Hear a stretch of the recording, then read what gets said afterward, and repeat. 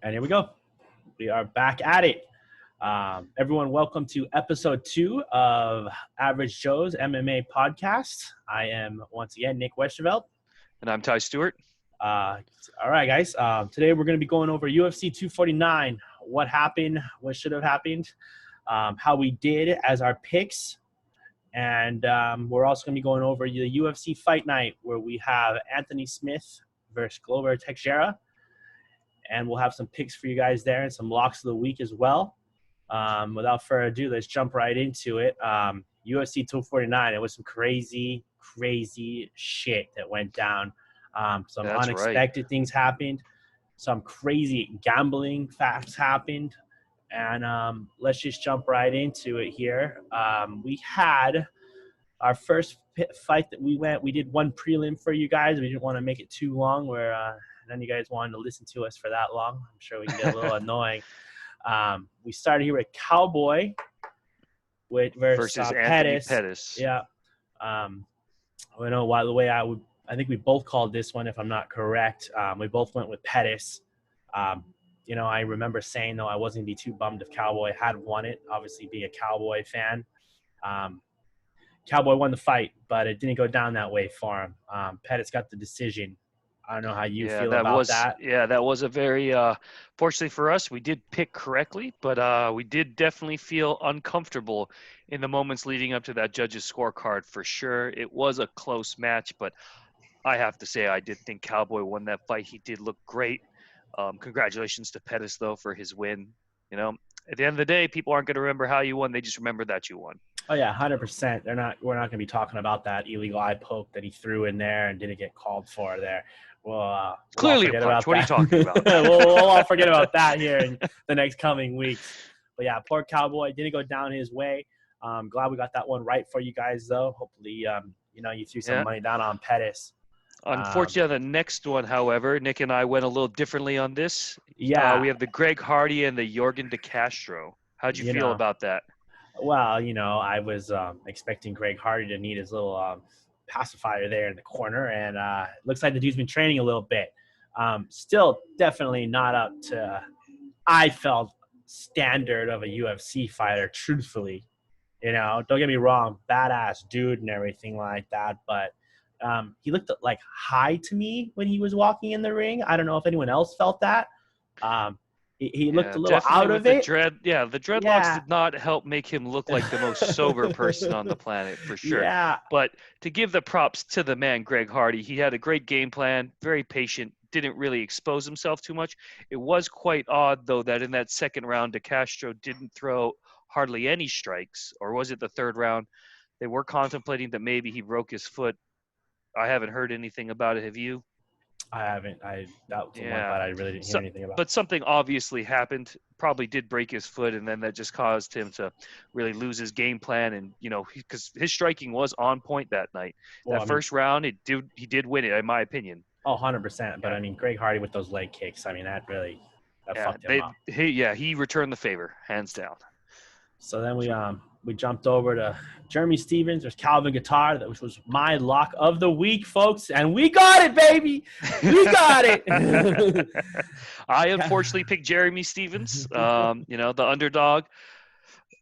Yeah, what can I say? Guitar came out there hard and fast. And, man, those straight punches right down the pipe just took Jeremy Stephens right out, man.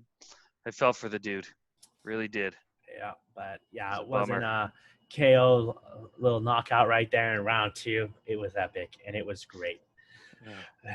Moving on to the best KO of the night, though. Yeah, and my lock of the week, I told you that you had nothing to worry about. This was a for sure guaranteed, and let me tell you, Francis Ngannou did not let you stress out for more than the time it took him to walk into the cage. That man just walked through that dude in 14, 15 seconds? I do not think you can be upset at all at the outcome of that. Yeah, no, that was a crazy knockout. I mean, swinging for the fences. What's scary about that knockout, in my opinion, is he really didn't even fully connect with the guy. He clipped him, and that was enough to sleep him. Yeah, now just think about how Alistair Overeem felt getting a clean uppercut from that dude. Oh, I mean, with his lip. Yeah, I mean, the whole thing now is we were talking about this during the fight. My girlfriend even acknowledged it. I mean, Ngannou is totally in a different level right now. If this was I would be worried for Stipe if this was the Ngannou who fought him then. Um, he is becoming an adult almost, not a boy. Yeah, In my opinion, his skill is really jumping up leaps and bounds. It will be interesting. The rumors I'm hearing around is that it's going to be Daniel Cormier versus Francis Ngannou for the title. It sounds like they are going to be stripping Stipe if he does not agree to fight soon. So be prepared for that in the news, hopefully sometime in the near future. I'm really looking forward to that fight. Yeah, no, that's probably I don't know, man. That's a whole nother off discussion. We can have another podcast about Stipe and everything. But I mean, if they do that and him and DC go down, ooh, poor DC, man, gonna go out with a bang for sure. Hey, look, if that fight happens, we'll break it down. But I just want you all to know I've been a DC dick rider from day one, and so I'm gonna have my boys back. All right, so then we move over. Our first championship fight of the night was Cejudo versus Cruz. Now, I'm going to come out this. Ty wasn't going to expose me on this tonight. I am going to admit something to all of the world. I told you guys all Triple C. I said it. I wish I had followed my own advice. Last minute, I saw the difference of the height and the reach, and it freaked me out. I flipped script. I followed Ty here on the Dominic Cruz, and oh boy, was I ever so wrong, yet ever so right. We both lost some money on that one. You know what? I told Nick going into this fight once it started that I would not be upset if Triple C won. I'd actually be very happy. I was happy to lose the money. He was very upset at me saying that, but I told him I'll be happy to lose the money if Cejudo wins. As a big fan, he did exactly what I said he wouldn't do, and that's what helped him win that fight. Those strong leg kicks right off the bat really hampered those movements of Dominic Cruz. Could have been an early stoppage, but honestly, I didn't see the fight going any other way than Cejudo getting the win. Well, let's hang on a second. There was a little controversy. Clearly, I think if the ref wouldn't have stopped the fight when they butted heads, we could have had a totally different outcome right now.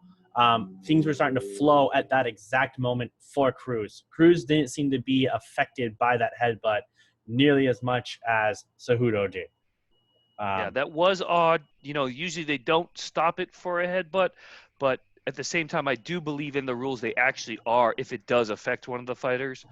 But, No, and that I do think, I'm just saying, I've seen it happen before, and they haven't done it. This will go back to, once again, let's get our shit together here in the UFC, and let's stick to a plan, and let's do that same plan throughout. Not, this one time this ref didn't do it, and we had this outcome. Yet this ref did do it, and we had that outcome. That this is. And I do want to say something for Dominic Cruz. He did post this on Twitter that he did believe the ref smelled like booze and cigarettes, and was wondering what he was doing before the fight. So we just want to throw that out there for you guys. Good laugh. I think Cruz is a little upset. I think Cruz is really pissed. Did I think the stoppage was right? I personally do. I mean, he was getting worked. Yeah. His whole I was standing up bullshit. Let's be honest, Dominic Cruz. You were about to get knocked the fuck out if that didn't happen. Yeah. Look, the ref made the right call. He could have let it go. It would have been the right call. He could have – the way he stopped it the way he did was still the right call. I don't think any decision he made was wrong because at the end of the day, his job is to protect the fighter. Dominic Cruz was getting work, like Nick said, and I don't think we really need to go into much more detail than that other than, I got it wrong. You got it wrong. I got it right for you guys. It's so funny though. I got it wrong for myself. I wish I had listened to myself, which it will go on to a gambling rule of thumb. Just go with always go with your first instinct and don't second guess it. Which is what I did. I listened to dumbasses and look what happened to me. Well, look, I made it up for you guys. I made it up for you guys on this next one. I got the only underdog right. This is the fact of the night. Every favorite won this evening, which was crazy except for Justin Gaethje, the only underdog on the card, to pull it out. And let me tell you, he freaking dismantled Tony Ferguson. It wasn't even a close fight. Jesus Christ. How hard was he punching that dude in the face, Nick? Well, hard enough to break his orbital bone, apparently. So Oof. we're not going to see Tony Ferguson fight for a while, and I don't know if you saw any of this stuff going on now, though. And if this happens, I'll be like, holy shit. But maybe this will play into all of us Conor McGregor fans. You know, Conor went on a tyrant last night or today, whatever it happened. Oh, yeah. His And as nothing but tweets, talk shit. Whatever he did. I don't even know whether tweets or Instagram, whatever the fuck. But I am trying to look for this comment. I don't know if maybe someone can comment and let me know what it was Justin said to Conor. But I guess Justin said something about Conor's fathering his children. And basically ended with Conor saying, I'm gonna butcher you and you're a dead man. So and I saw something about Conor calling Dustin Poirier a bum, and I want to give some props to my boy Dustin Poirier for telling Conor, you only have one win in the lightweight division. Let's calm down. And I agree with the man.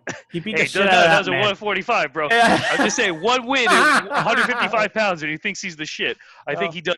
Take a step back, calm down, win, and maybe get your second win. Let's see him get a second win in the lightweight division. Hasn't happened yet. Well, I'm just gonna say this now. Looking at this, I do think that if we're gonna get Conor McGregor back in the mix, Justin Gaethje is a way better matchup for him than Tony Ferguson. Honestly, maybe 100%. It was. The other thing though is then maybe it wasn't, because we just saw last night how, I hate to say this, Ferguson fan. Love the dude, a little out there, it all made sense. But I mean, come on, man. Like, what the fuck were you doing last night? Seriously. All you had to do was take the dude down. Yeah, your ground skills. But that's what Tony wants to prove he's the best at whatever you do. So what I'm saying, that's what I'm going at, though, is, he probably would try to stand up against Conor as well and get knocked the fuck out. That's probably what would happen. Now we're going to see how tough Conor really is, though, if him and Gaethje do go at it. That's what we're going to find out. If Conor loses, credibility of everything out the window. Now he's for real a loser. Yeah. But if he wins this fight, now we all have something to talk about. Just going to say that. That's where I'm at. I think we can all agree. That's not even a US. Sorry about getting off on a tangent here. But, And then real quick, I'm just going to go over our stats. So Nick went 4-2. I also went 4-2. So we both got 4 right, 2 wrong, and both of our locks of the week hit. So if you followed our picks, you should have won some money. Yep. Hope you did. I know a couple of my friends won some money this weekend, so I'm happy for them. But let's move on to the UFC Fight Night Teixeira versus Smith. Yeah. Nick, you want to start it off with Carl Robertson versus Marvin Vettori? Yeah, let's go. Hang on. I'm just going to try and pull this up real quick so I have it on here for you guys. Yeah, this is we got a fight night on a Wednesday. First off, I want to put that out there for all of us, though. That's the wild card in this all. We've never really had UFC on a Wednesday night, and I speculate that possibly some weird things could happen just strictly because of that. It's kind of like a Thursday night football game. You never really know what you got. It just weird things happen on Thursdays and Mondays. So this is this could possibly be one of those cards. There's. Looking at it, though, from what I'm looking at, it should go down pretty easy. This is our first fight we're going to go over for you guys is Marvin Vettori versus Carl Robertson. I'm going to go with Vettori, or what's his name? Vettori, sorry. Vettori, yep. Vettori, the Italian dream. Dude's fought some really tough guys if you go back and look at his stats here. What's his name here? I'm sorry. What's this guy's name? What's the guy he's fighting? Vettori. No, I know that. The other guy. Oh, Carl Robertson. Carl Robertson's kind of been all over the place. What are you coming up with? I'm actually picking Carl Robertson to win this. This is going to be one of the fights I think he's got a good chance. He's actually a glory kickboxer originally. Come in here. What I noticed when I was watching his fights is he's a very technical fighter. Except for given he did fight Glover Teixeira, actually. He did lose, but he rocked him, and he just blitzed him a little too quickly.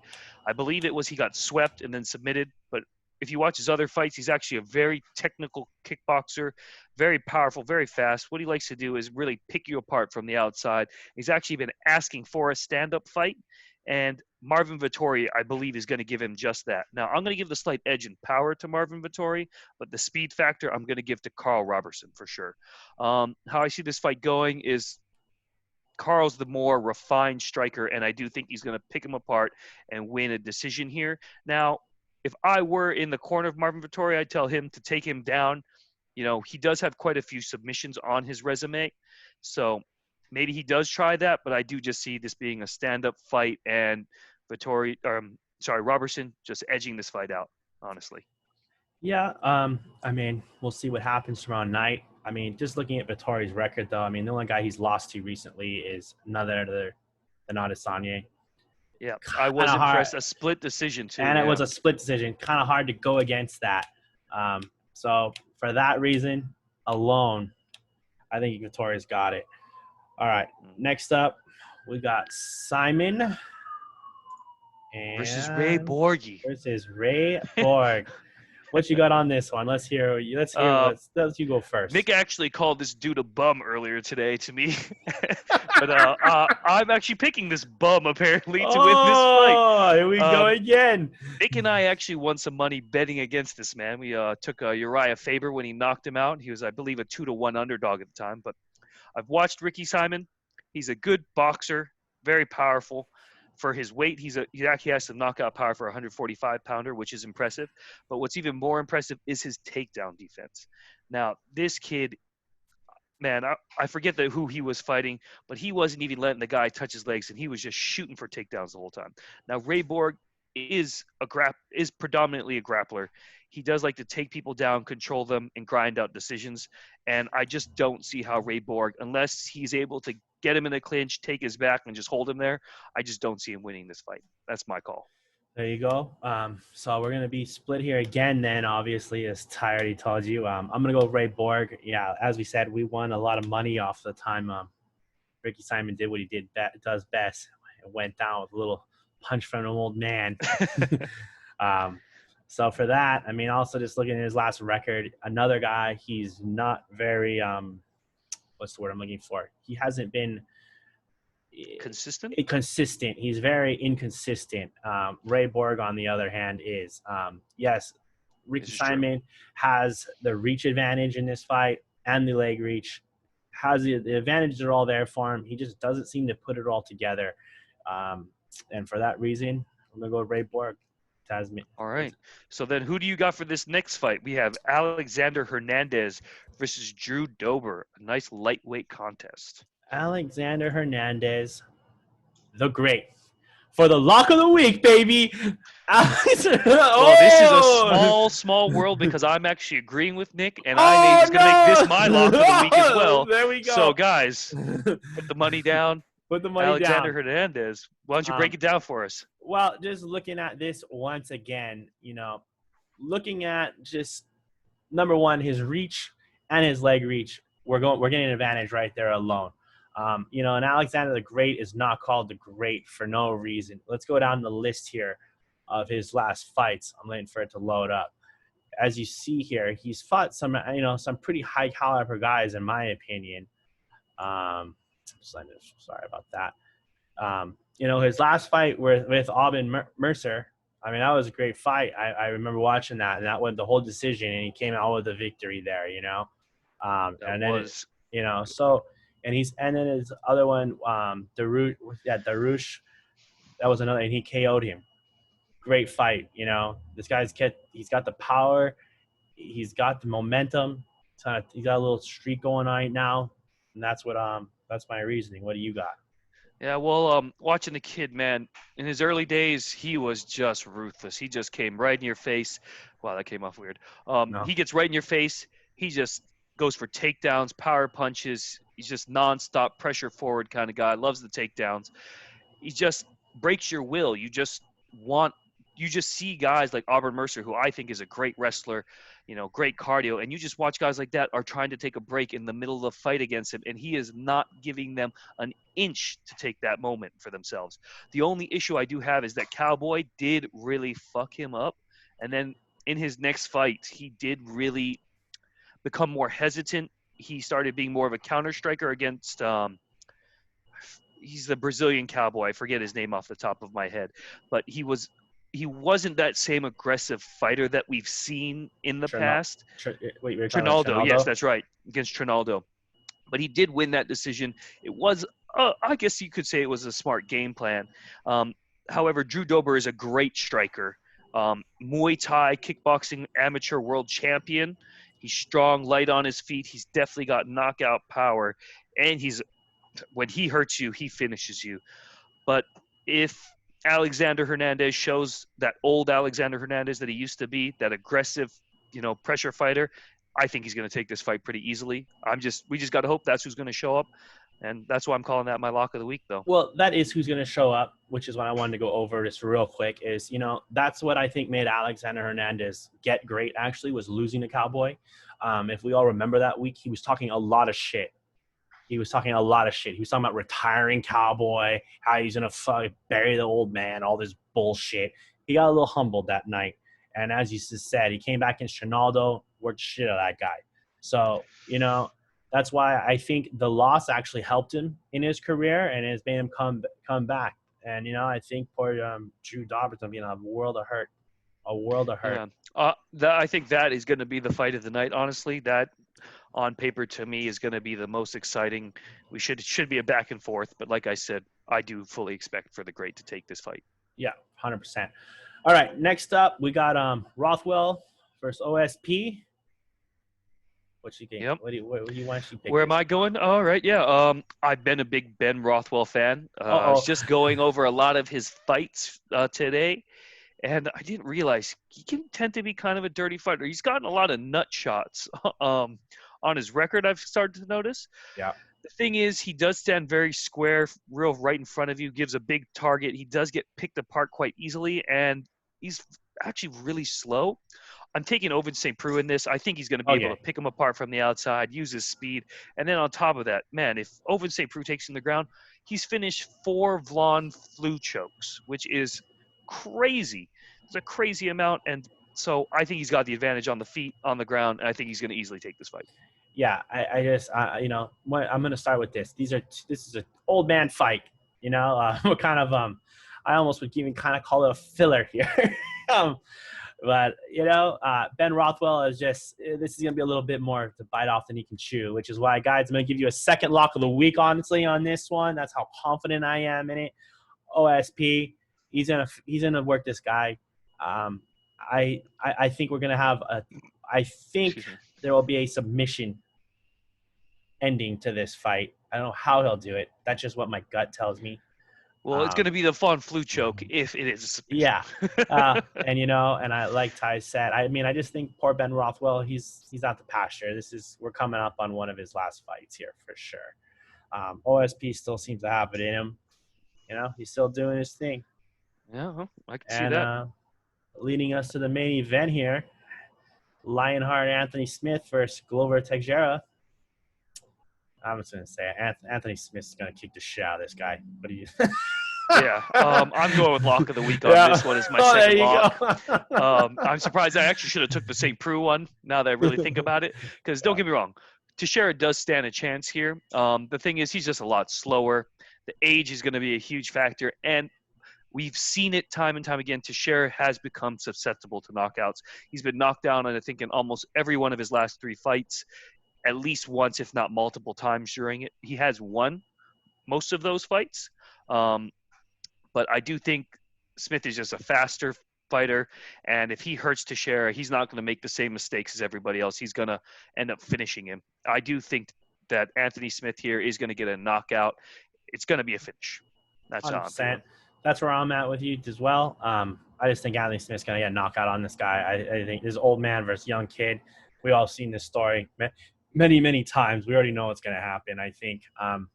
So that's where I'm at as well. But I'm going to put it out there. Like I said earlier, folks, tread lightly on this. This is a Wednesday night fight. I do believe we can see something out of the norm happen. Will it be this? I couldn't tell you. On paper and everything that it looks, Anthony Smith should kick the shit out of this guy. But I just want to say it. I'm not going to be a little surprised if something odd happens. And that's what I will count it to. It's just a Wednesday fight. none of these guys usually fight on Wednesdays. We all need to remember that. This is an odd stuff. You know, not saying you don't train on a Wednesday, but your body for a big fight like this, these guys are just accustomed to Saturday night fighting, you know. He gets off a little slow or whatnot, could have a little bit of an issue. Yep. That's all possible, but yeah, I don't really foresee it affecting people very much, honestly. But overall, I'm actually very surprised and pleasantly surprised at how this fight card has turned out. I think this is going to be an exciting one. Definitely worth watching, guys. It's got a lot of up-and-coming, talented young fighters. Should definitely tune in. Although the main card are several fighters out to pasture. Yeah, I mean, I think it's just we all have to kind of slow our roll a little bit after last Sunday. Saturday. I mean, it's going to be a little hard to top that for a minute, obviously. I mean, even the future pay-per-view coming up, we were both kind of like, yeah, it's not that exciting factor that you had, for sure. But hopefully they get some cards figured out here and we get some fights. So, anyways, all right. Well, thanks for watching, let's go over guys. our lock. Yeah. Wait, let's go over the lock of the weeks real quick, and then just your picks, and then So, what do you got? Well, so I'm gonna go with Lionheart, OSP, Hernandez, Ray Borg, and Vittori. All right, and your locks were? My locks were OSP and Hernandez. Right, and so I picked Anthony Smith, lock of the week. I also picked Ovince St. Preux. Then I've got, Alexander Hernandez, also my lock of the week. Then I'm going with Ricky Simon and Carl Robertson. Carl Robertson is going to be the underdog along with Alexander Hernandez, actually, even though he's still minus money. He's also an underdog. Yeah. So, hey, may this weekend be very profitable for everyone. And yeah, well, hopefully you guys have a good Wednesday night. We'll have fights. We'll, I guess we'll be back. I don't know what day you want to come back.